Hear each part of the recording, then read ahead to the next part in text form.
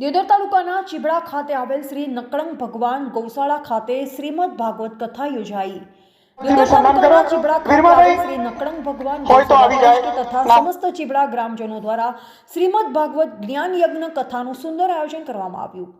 પરમેશ્વર નકળંગ ભગવાનની અસીમ કૃપાથી ગૌશાળાના લાભાર્થે શ્રીમદ ભાગવત કથા તારીખ 17 જાન્યુઆરીથી તારીખ 23 જાન્યુઆરી સુધી કથાના વક્તા શ્રી પરમ પૂજ્ય કરુણાનંદજી મહારાજ કુંવારવા આશ્રમ દ્વારા શ્રીમદ ગૌ ભાગવત કથાનું રસપાન કરાવ્યું હતું।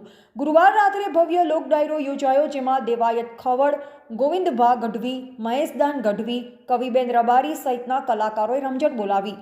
સોમવાર રાત્રે સંતવાણીમાં લોક સાહિત્યકાર વક્તાજી રાજપૂત, ભજનીક પ્રવીણભાઈ વિરાણી, સંતવાણી આરાધક રાજલબા જ્વાલા, સાહિત્યકાર જેસીભાઈ ચૌધરી સહિતના કલાકારોએ સંતવાણીની રમઝટ જમાવી હતી।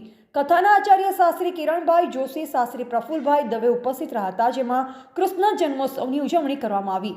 કથા મંડપના નંદ ઘેર આનંદ ભયો જય કનૈયા લાલકીના નાદથી ગુંજી ઉઠ્યો, તેમજ બહેનોએ કૃષ્ણ જન્મના વધામણા લઈ ગરબા રમી મંગળા આરતી કરવામાં આવી। ચીબડા ગ્રામજનોમાં ભારે ઉત્સાહ જોવા મળ્યો તો સાથે મોટી સંખ્યામાં ગૌભક્તો ઉપસ્થિત રહ્યા અને દાનની સરવાણી વહાવી હતી।